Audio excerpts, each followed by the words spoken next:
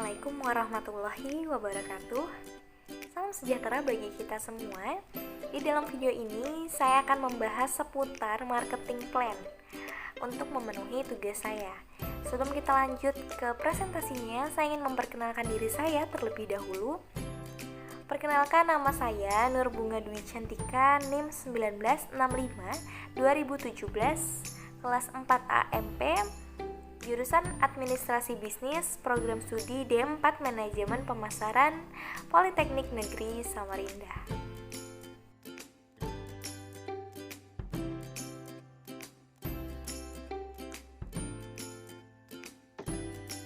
Nah, pembahasan kita yang pertama ada marketing plan.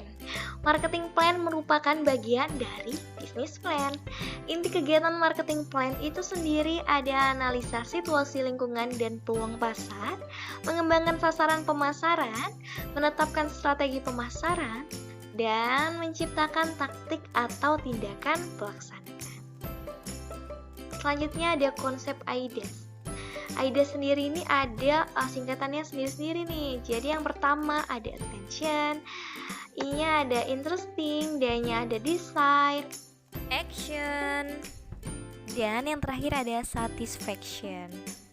Nah, selanjutnya ada customer satisfaction seperti slide sebelumnya, yaitu kepuasan si pelanggan maupun konsumen itu.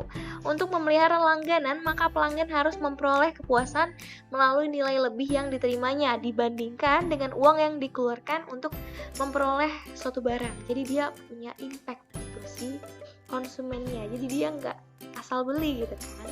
Selanjutnya ada 5 konsep pemasaran. Yang pertama ada production concept. Lalu ada product concept. Oh iya, ngomong-ngomong, production concept dan product concept ini berbeda ya. Mungkin diantara dari kita tuh masih ada yang bingung gitu kan. Apa sih production concept dan product concept? Kalau production concept itu ada konsep produksi, dan kalau product concept itu konsep produk.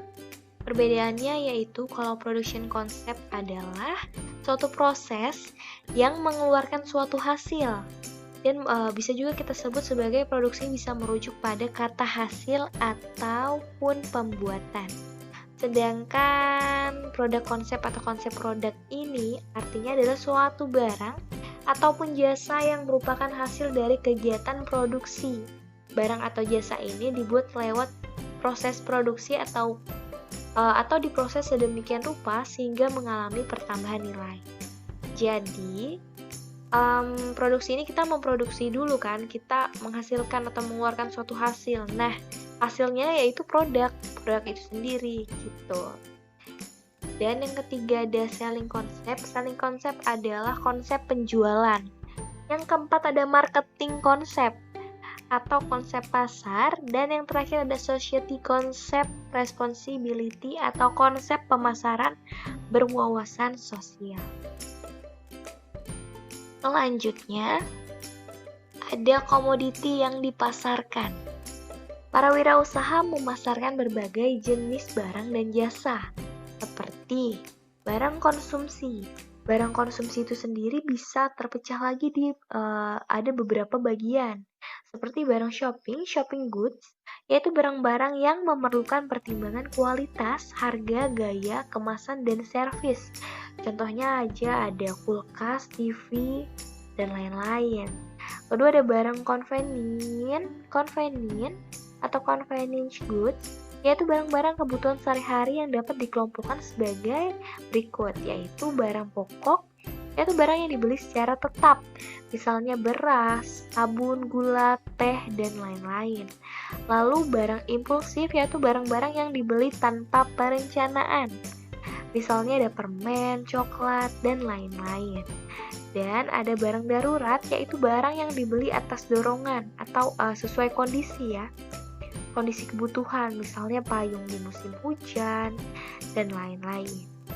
Lalu ada barang spesial. Barang spesial itu yaitu barang yang mempunyai ciri khas dan untuk kebutuhan konsumen yang memerlukan pelayanan khusus dan dapat dibeli di toko-toko tertentu. Contohnya aja ada mobil mewah,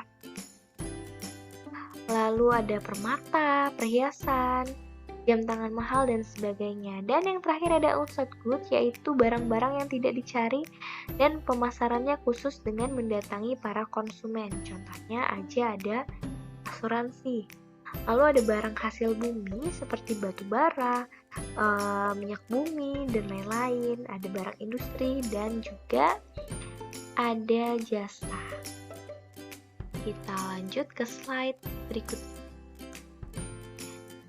Siapa dan bagaimana memasarkan? Memasarkan suatu komoditi adalah melalui fungsi-fungsi yang terdapat dalam marketing yang meliputi 3 fungsi. Yang pertama, ada fungsi yang melakukan pertukaran. Yang kedua, ada fungsi yang melakukan kegiatan fisik barang. Dan yang terakhir, ada fungsi yang memberikan fasilitas atau kemudahan-kemudahan. Nah, selanjutnya ada marketing plan, dibutuhkan oleh semua perusahaan.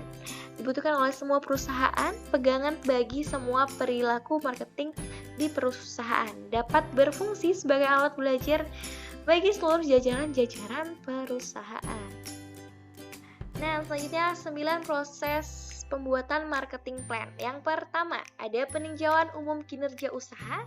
Kedua, ada analisa pasar. Ketiga, ada problema utama dan peluang. Selanjutnya ada isu-isu penting, penetapan tujuan usaha, strategi marketing utama, strategi marketing terpadu dan penjadwalannya, rencana alternatif, dan teknik evaluasi. Nah, kita akan membahas ke-9 proses pembuatan marketing plan ini semua ya, kita bahas tuntas. Nah, yang pertama ada peninjauan umum kinerja usaha. Si pembuat marketing plan ini harus dapat menyajikan dengan singkat dan harapan yang ingin dicapai di masa mendatang. Komentar mengenai kenaikan dan penurunan penjualan secara umum atas produk per produk dan komentar lain yang menjadi penyebab fenomena tersebut. Selanjutnya ada analisa pasar. Analisa memuat kebutuhan pengguna atau customer, analisa mencakup keadaan pasar di mana produk-produk kita bersaing, analisis kekuatan dan kelemahan tiap produk, dan komentar pelanggan dan distributor. Nah, selanjutnya ada problema utama dan peluang. Problema utama yang ada dan diharapkan ada, serta peluang yang ada sekarang dan yang diharapkan. Untuk menemukan problema utama dituntut kepekaan dan kemauan belajar. Karena dengan latihan terus-menerus, kepekaan akan bertambah baik seiring berjalannya waktu. Nah, selanjutnya ada isu-isu penting. Isu bisa mengancam pendapatan atau laba dan kelangsungan hidup perusahaan. Isu harus dihindari dan mendapat perhatian yang lebih. Selanjutnya ada penetapan tujuan usaha, yakni ada 2, untuk jangka pendek dan untuk jangka panjang. Untuk jangka pendek dapat dinyatakan dalam hitungan angka yang mungkin dicapai dalam waktu yang ditentukan. Dan untuk jangka panjang, pernyataan singkat yang menyatakan akan dicapai oleh perusahaan dalam jangka waktu 5 tahun. Selanjutnya ada strategi marketing utama. Yang pertama ada carilah segmen. Step 2-nya ada menentukan di mana atau tempat dan menentukan perbandingan.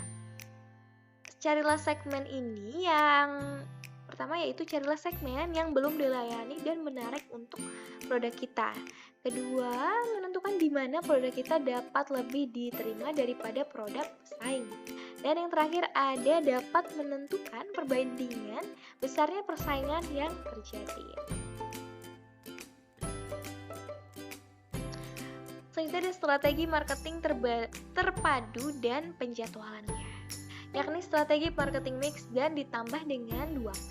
Strategi marketing mix yakni ada kebijakan produk, kebijakan harga, kebijakan distribusi, kebijakan promosi.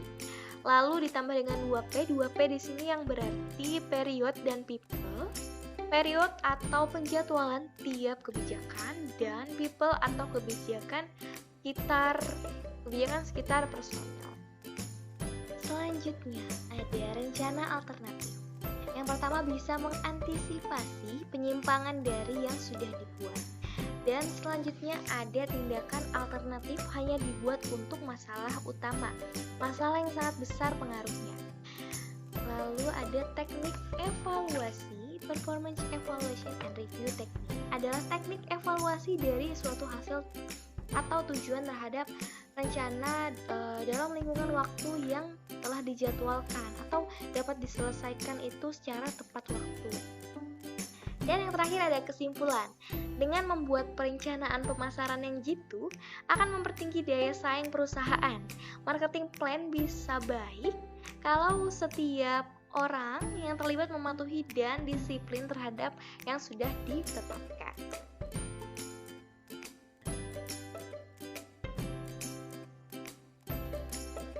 Sekian presentasi saya, kurang lebihnya saya mohon maaf. Terima kasih. Wassalamualaikum warahmatullahi wabarakatuh.